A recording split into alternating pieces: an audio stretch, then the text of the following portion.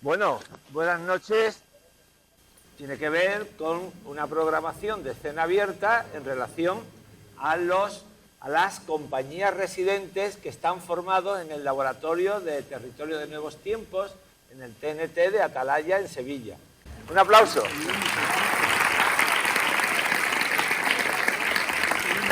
Guille, muchas gracias por quedarte aquí con nosotros, con toda una parte de los grupos de Escuela de Espectadores, tanto de la universidad y de aquí del Factoría Echegaray, del Teatro Echegaray y del Teatro Cervantes.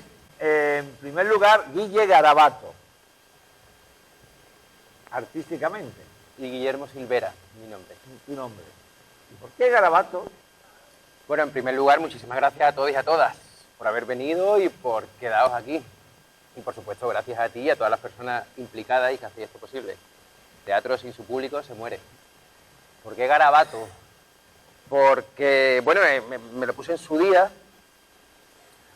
en una parte por fonética, me gusta, el sentido de la palabra también no es lineal, es a priori, se puede decir que es algo inestable,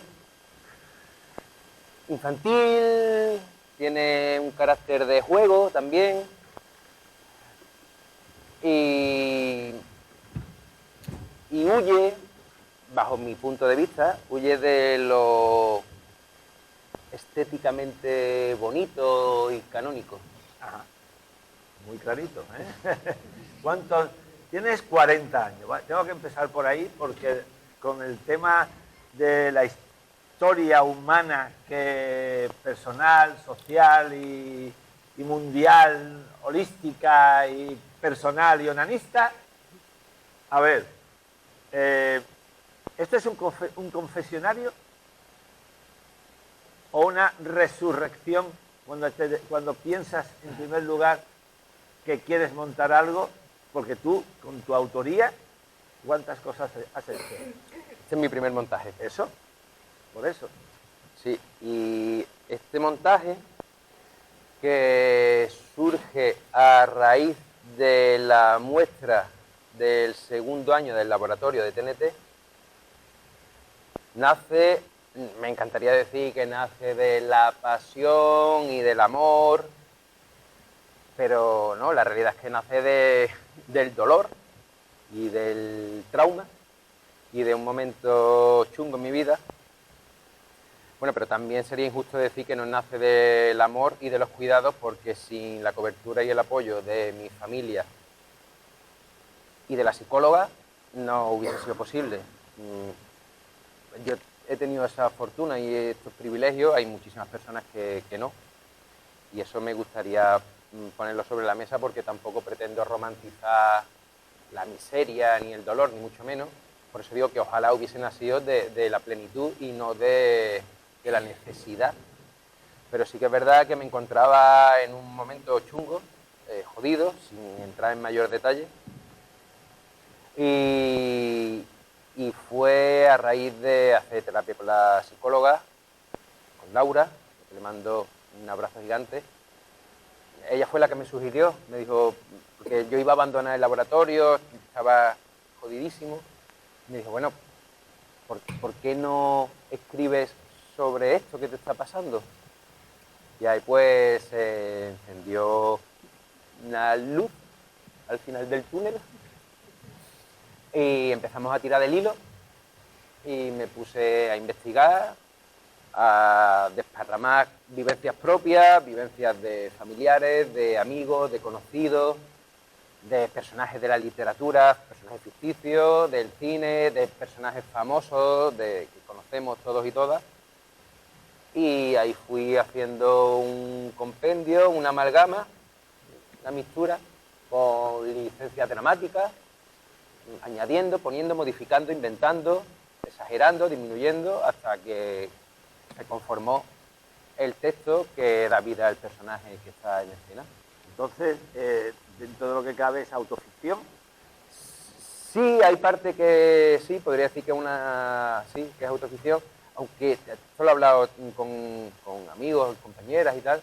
En realidad, ¿qué obras? Que las habrá, ¿no? Por supuesto.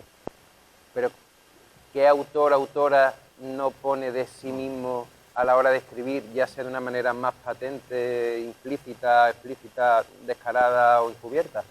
Entonces no sé yo, realmente hasta dónde empieza una autoficción y hasta dónde no. Sí que es verdad que hay muchas cosas mías, pero bueno, ya digo que hay cosas, pues eso, que a lo mejor en alguna parte hay algo mío que está ficcionado con otra cosa de alguien y otra cosa inventada y otra cosa de... Sí. Pero tú empiezas a hacer teatro o a formarte en teatro 20 años atrás, 15 años atrás, 10 años atrás. Sí, de manera profesional, bueno, fue a raíz de la serie Malviviendo, la web serie Malviviendo, que somos un grupo de amigos, y para bueno, no sé si conocéis la serie que se hizo, pegó un pelotazo en internet, y a raíz de esa serie, que un día participé como figurante en un capítulo, al director le gusté y empecé a tener cada vez mayor participación, y de ahí, porque yo antes pensaba que esto era algo tópico, tenías que ir a Madrid o a Barcelona y... Porque tú en Sevilla no estudiaste en la ESAT. Sí, sí, sí. Ah, has bueno, estado en la sí, ESAT. claro, pero fue a raíz de Malviviendo. Yo pensaba que esto, pues tenías que tener tus padrinos en Madrid o Barcelona y que si no era impensable, que Sevilla nada, hasta que vi que era posible. Entonces, a raíz de participar en Malviviendo y de tener mi personaje, me planteé el darle vida de una manera formal, disciplinada, arreglada, y hice las pruebas de la ESA, me seleccionaron, entré y estuve en los 2 primeros años. En el segundo curso al final me fui. Por la serie. No, la serie fue primero. Ah, fue primero y después... Claro, yo no había actuado en mi vida. Ah, fue al revés. Sí, de hecho la primera vez que yo me monté en un escenario fue con 26 años. Ajá. Que no es algo que a mí siempre me ha gustado y pienso que sí, pero bueno, pues vamos, en realidad nunca había actuado hasta que tuve la participación en la serie. De ahí ingresé en la ESAT y ahí ya empecé a actuar en distintas compañías. Me salí de la ESAT en el segundo año, el segundo curso, y después seguí formándome en distintas escuelas y con distintos maestros, maestras, en seminarios, ¿Y talleres. cómo recalas en el laboratorio? Porque yo lo conocía... ¿De qué número de laboratorio eres? Del 23. Del 23, te saliste hace 5 años. 5. Estamos en el 28, en el laboratorio 28 ahora, sí. Exacto.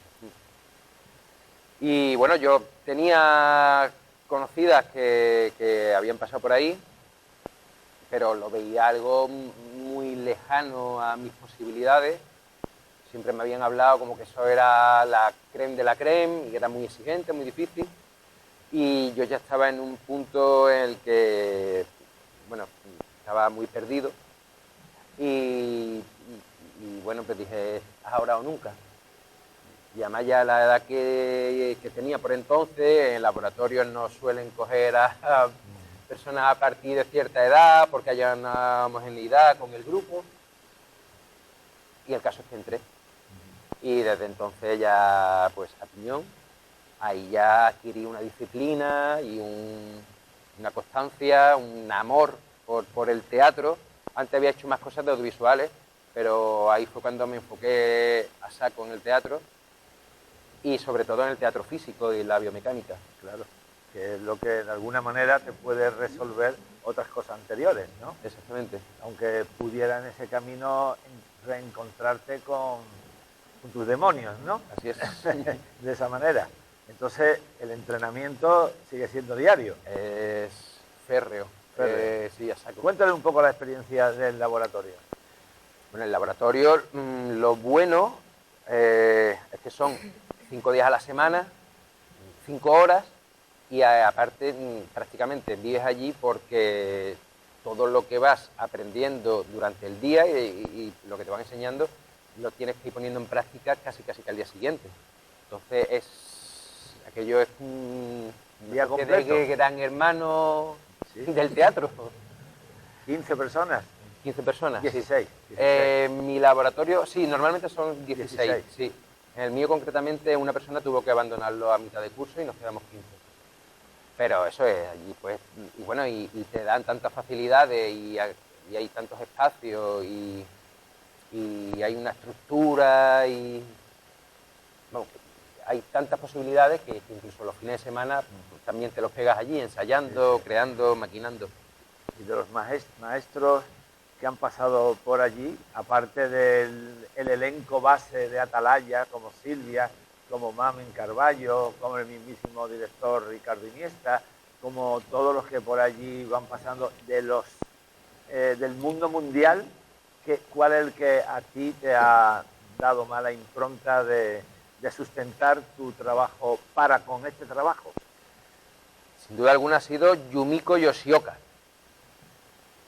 que ella hace, bueno, no sé, una serie de disciplinas, buto, teatro físico, diría que la ópera de Pekín, no sé, domina todo, domina todo. Y ella me impactó, me impresionó y yo dije, me encantaría algún día poder hacer un 0,0001% de lo que ella hace. Y ella es mi grandísima referente. Y además tiene un alma que transmite impresionante. Ella es muy dulce y grotesca, sí, y vulnerable e incisiva. Es increíble, son las dos caras de la moneda, pero de manera exageradísima. Pues por ahí va tu trabajo, pues, efectivamente. Ojalá me vaya pareciendo. Por ahí. ¿Y cuánto tiempo te ha costado montar esto? No sé si mentirte. Miénteme, porque no, si te miento te digo que es mucho tiempo. Pero la realidad es que el texto, porque aparte es que tenía que presentarlo, esto, como decía antes, forma parte de la muestra del segundo laboratorio y tenemos una fecha límite. Y el texto lo escribí 9 días aproximadamente. Eso es lo que hacemos una muestra que dura unos 15 minutos. La mía se extendió, se fue de madre a los 25 o 30 minutos, pero le gustó tanto a Ricardo y al resto del cuerpo docente que me animaron a alargarla. Aparte, yo también me lo ocurrí de tal manera que tuviese posibilidades de cara al mercado luego fuera.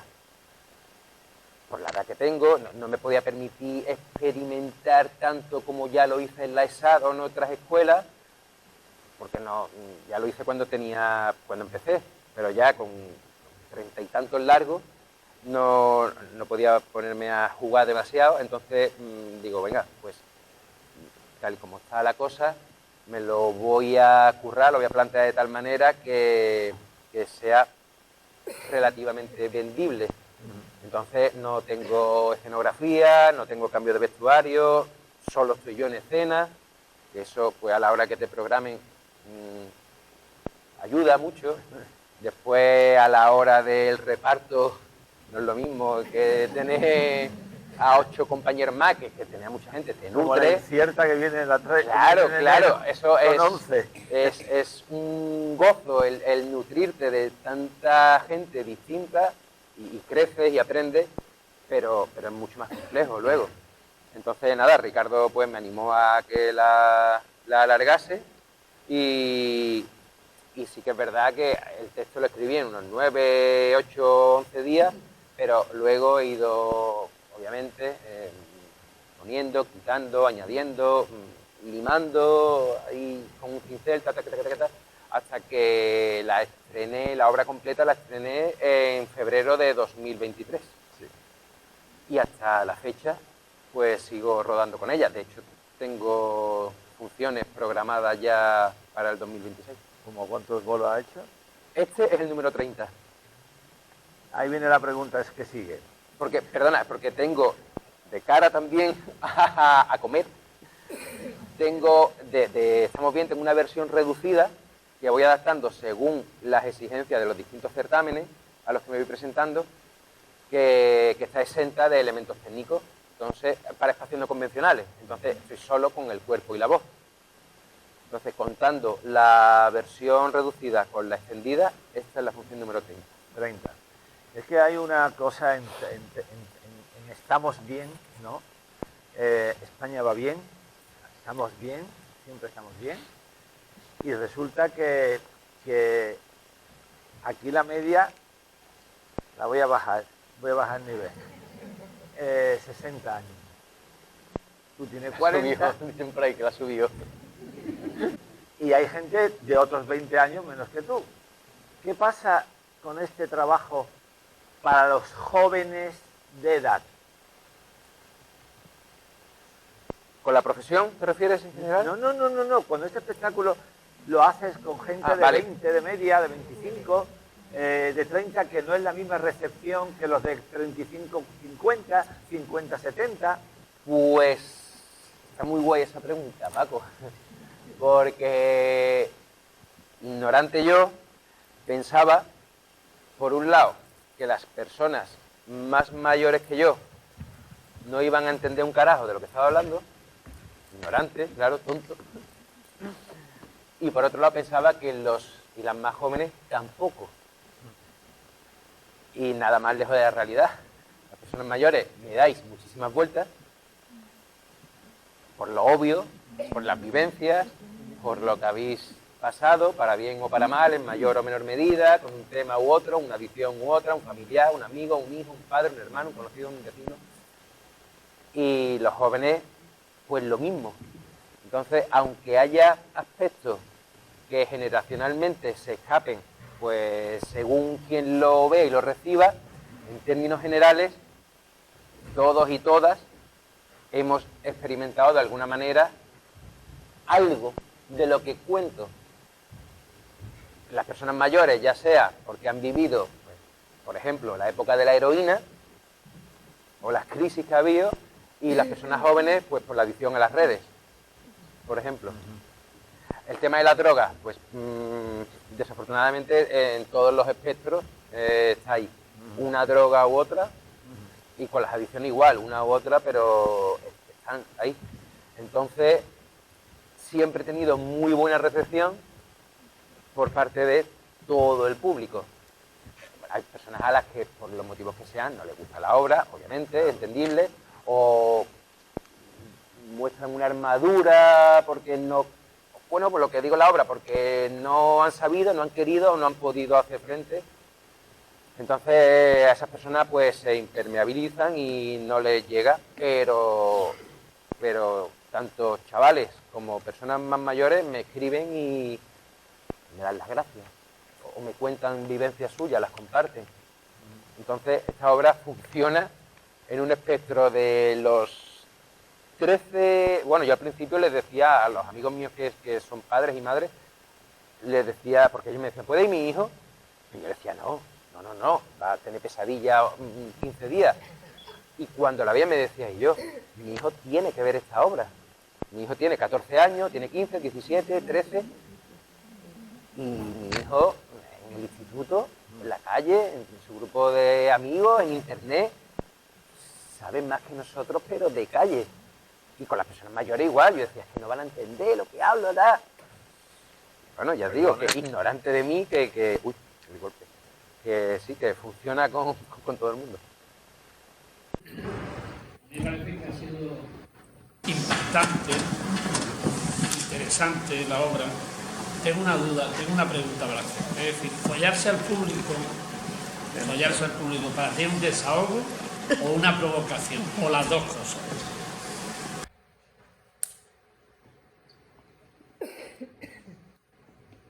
En el personaje hay, como decía antes, hay cosas de mí y hay cosas de otras personas con las que yo me he entrevistado, y la respuesta es una respuesta compleja porque es que hay de ambas. Una cosa que yo pretendo, que no sé si consigo, claro, que me gusta pensar que sí, pero los pies en la tierra, claro, es que mi pretensión es lanzar preguntas sin ofrecer respuestas. Que sea los espectadores y las espectadoras que sean activos y que vayan generando reflexiones durante y después. Si eso ocurre, objetivo cumplido. Y después, pues según la persona, con su vivencia y sus circunstancias, lo filtra de una manera u otra. Hay personas que piensan que la obra acaba bien, hay personas que piensan que acaba mal, hay personas que no lo saben. Todas las respuestas a mí me encantan. De hecho, yo la escribí con esa pretensión, con que no hubiera un final cerrado.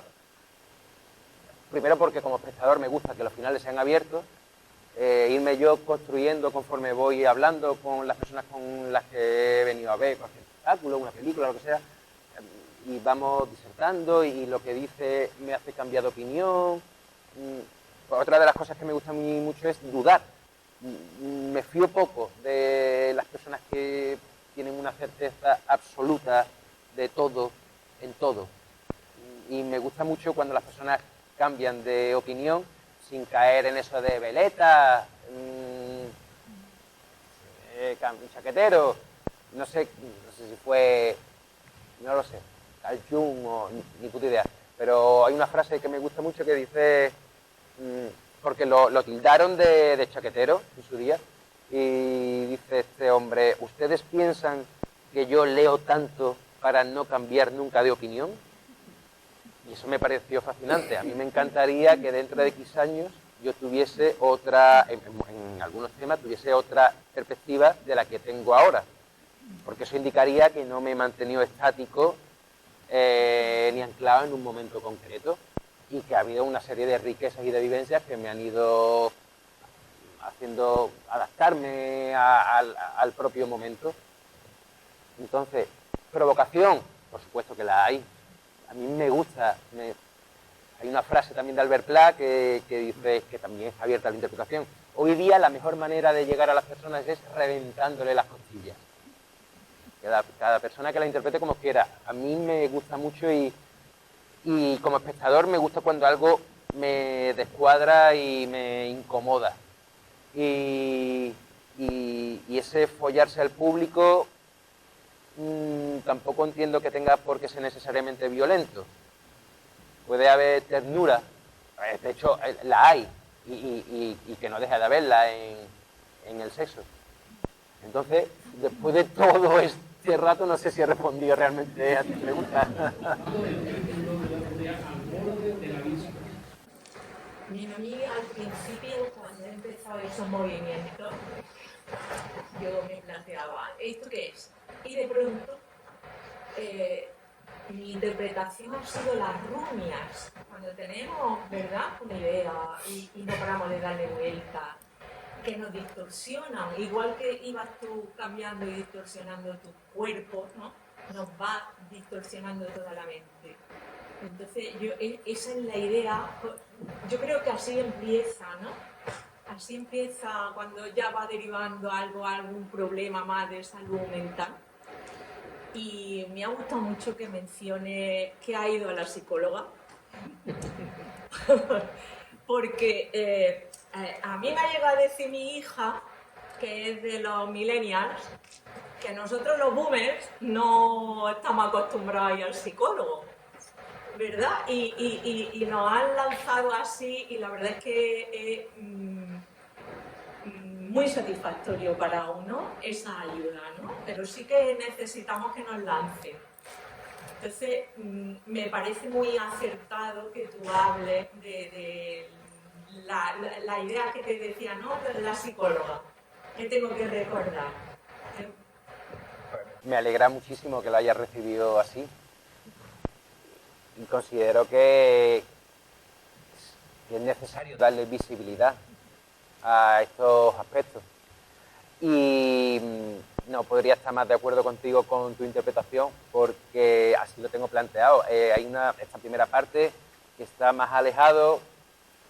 Un maestro que vino al laboratorio, Ricardo Gaete, de Teatro del Movimiento, chileno, nos contaba que la disposición en el escenario era tal que así, atrás lo onírico, lo introspectivo, en medio lo majestático y en proscenio lo real.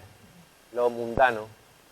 Y así es como lo tengo planteado, toda esa primera parte que conecta y cierra el círculo, nunca mejor dicho, con el final es esas vueltas de la impotencia de no llegar nunca a nada.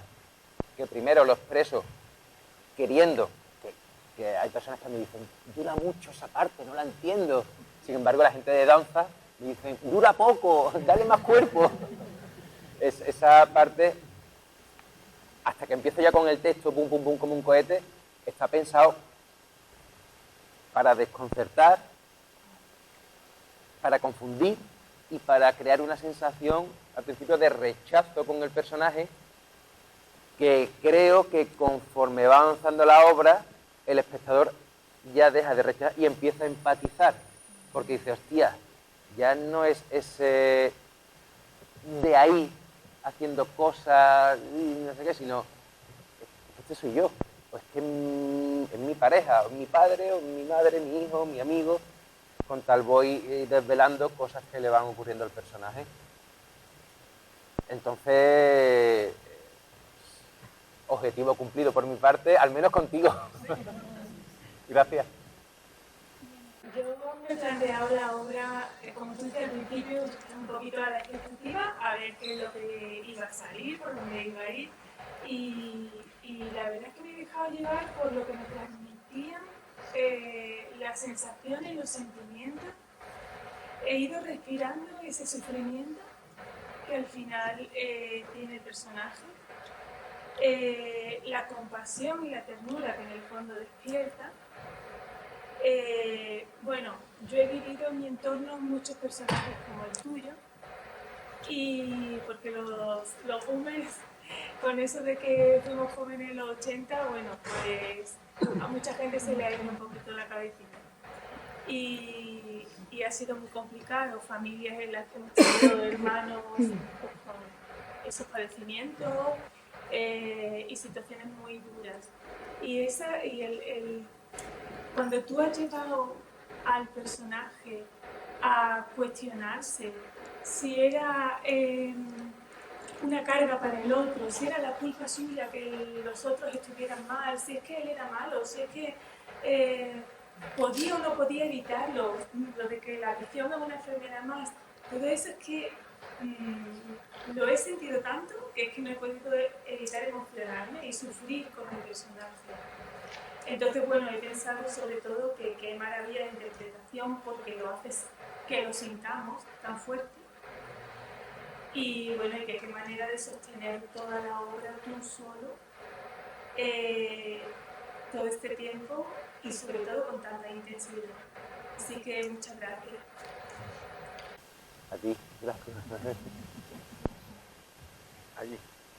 Yo darte la enhorabuena porque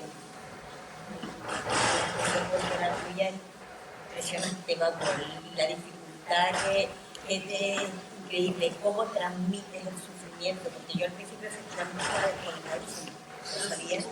Sí, transmitía mucho sufrimiento, pero no me enteraba cuál era la historia. Pero lo que yo quería decir que me ha encantado es cómo hablas de la adicción como un síntoma, no como una enfermedad, porque es que efectivamente es un síntoma. O sea, detrás está, es la causa del dolor que hay detrás, ¿no? Entonces me ha encantado que se visibilice eso y que, como decía la compañera, pongas en valor el trabajo personal a través de una profesional como la psicóloga, ¿no? Y como yo interpreto, de hecho, para mí el título es Después del túnel, ¿no? La luz después del túnel. Yo creo que hay una recuperación, con lo cual me encanta que haya esa esperanza, ¿no? de que puede haber ayuda, de poder salir de ahí, ¿no? Muchas gracias. A ti. Yo quería, Guille, venga. Quería resaltar el episodio de la metamorfosis de Kafka, cuando habla de la cucaracha y del insecto. Está muy bien traído a la obra Está compuesto, porque resume un poco todo ese sentimiento interior que lo lleva a sentirse tan asqueroso y tan desahuciado, ¿no? Como que ya no quería ni vivir. Te viene muy bien ese pequeño apunte a la obra que ha escrito. Enhorabuena, porque lo borda. O sea, todo lo que querías transmitir, lo has transmitido. Bueno, muchísimas gracias. Hay una cosa en común con lo que me habéis contado las tres, que es eso, es la ambivalencia real que existe en estas situaciones. No hay un aspecto maniqueo bueno o malo, negro o blanco, porque tanto la persona que sufre la adicción como las que sufren a la persona que sufre la adicción, porque no vamos a romantizar tampoco, es un sufrimiento. Hay a veces la suerte de que haya una cobertura y un sostenimiento, una red familiar o institucional, a veces, pocas, según creo y conozco, o de amistad, pero no siempre la hay. Y normalmente no son buenos o malos. Lo que digo es un binomio, somos víctimas y verdugos, pero la persona enferma como la persona que cuida también, y entiendo que es lógico. A mí me gusta plantear las violencias que el personaje sufre, pero sobre todo las que ejerce, porque es una realidad, pero sin llegar a justificarla mediante la adicción. O sea que mi objetivo es ponerlo sobre la mesa y decir, esto es una realidad. Y como consecuencia de una serie de problemas vitales aparecen ciertas adicciones y con ellas hay violencias recibidas y violencias ejercidas. Y por parte de los familiares, amigos, también hay violencia ejercida y violencia sufrida. Entonces encuentro esa conexión con lo que me habéis dicho las tres, ¿no? Somos bichos y para bien y para mal. Tenemos que ir terminando, pero sí, dos cositas. Una, primero, nombrar, ¿sigue siendo Pepe Mendel que tu técnico de gira hoy? No, ¿Quién es? Mathieu. Mathieu, claro. ¿Dónde está? El técnico de gira es un acompañante más dentro de la soledad del intérprete, pero menos mal, ¿no? Y algunas personas más que siempre pueden estar acompañándote. Pero yo me lo guiso, yo me lo como, yo lo escribo. ¿Te lo has dirigido tú todo? ¿Ha habido ahí como se dice ahora, un coach desde externo o una ayudantía de alguna manera? Por desgracia no la ha habido. ¿No? No, digo por desgracia porque siempre es positivo, es bueno y necesario contar con gente y con una mirada externa. Y por diversas circunstancias no la he tenido, no por rechazo, no porque yo no haya querido, sino porque se ha dado así. Y sí que es verdad que hubo un acompañamiento por parte de los profesores que me tocaron en ese momento con mi propuesta en el TNT, pero eso fue durante el corto periodo de tiempo, claro, con la pequeña muestra. Después no he tenido alguien que me haya dirigido, ni esa mirada externa que me haya ido diciendo por aquí y por allí. Pero luego el diseño de iluminación tan importante, cuando solamente hay... Eso sí la ha hecho un profesional, claro, de... Pablo Gil, Pablo Gil. El espacio sonoro. El espacio sonoro es Estela Nocte. Desde tus propuestas, desde claro, tus ideas, y ellos te lo han ido, eso, lógicamente, abrigando, ¿no? Yo les planteaba mi idea, el concepto de lo que yo quería, y ellos desde su formación, conocimiento, bagaje, pues me iban diciendo esto aquí sí, y esto aquí no. Eso es mío. Tuyo propio. Sí, con ayuda de Pedro, un compañero. Ajá. Que él me decía, pues primero va este producto, luego este, pero el diseño de vestuario y... Tener siempre en cuenta, lógicamente, eso, o sea, que la soledad está, pero no tanto. Hay ahí una necesidad de trabajar todo lo que es la construcción del personaje con un elemento clave que es para... Ya termino.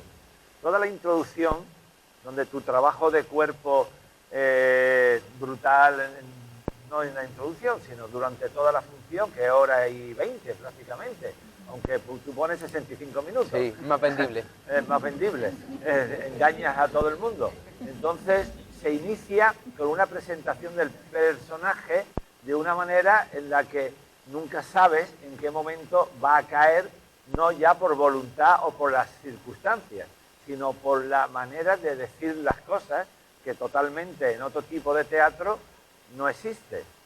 Hasta que nos hacemos nosotros con ese trabajo de nacimiento del personaje, que para mí es como un nacimiento, una introducción del personaje en un mundo que desconoce, por el que está vagando sin ningún sentido, en cierto modo, porque estás naciendo hasta a ver dónde caigo y por qué, para qué, hasta encontrar inclusive un objeto que es la chaqueta. Ese trabajo que en el laboratorio y en todo lo que es la dinámica de la metodología, que conozco bien, pero explícale dónde entra todo lo que se le llama la preexpresividad del actor. Breve, pero es muy importante. La preexpresividad no siempre es el movimiento, no es siempre la acción, es una manera, en este caso, que tiene que ver con la manera de cómo va a llegar, igual que la voz, igual que la dicción, pero también el sentido de lo que se está contando desde un actor convencional, que sería completamente diferente. La preexpresividad. Bueno, eso yo lo he adquirido en el laboratorio, que es una de las señas de la compañía Atalaya y que transmiten a todas las personas que hemos ido pasando por el laboratorio, solo que ya cada una, según su poética y sus gustos, luego las adquiere y se las lleva a sí mismo de cara al mundo laboral y escénico. Y a mí personalmente es lo que más me gusta como espectador y lo que creo que más llega precisamente por salirse de lo convencional. Bueno, es que claro, en Atalaya huyen del naturalismo y del psicologismo también, todo parte del cuerpo hacia adentro y no de dentro hacia afuera, y esa expresividad está desde el primer día y a mí me gusta investigar y darle forma, y si puedo andar de una manera voy a ver de qué otras 8 maneras puedo andar o puedo de aquí y allí, y eso va cambiando prácticamente en cada espectáculo, en cada función, claro, porque me voy dando cuenta de otras cosas y me van gustando y voy añadiendo, quitando. Más allá de toda la partitura escénica, coreográfica, personal. Claro, hay como manera de manera troncal están las partituras con sus movimientos espaciales, pero me permito el ir modificando y jugando de manera presente en cada función. Y yo tengo muy claro dónde tengo que ir, pero en cada función voy según lo he planeado previamente, la semana de antes, o sobre el escenario. Paco, una cosa que no me gustaría que, antes de concluir, no decirla.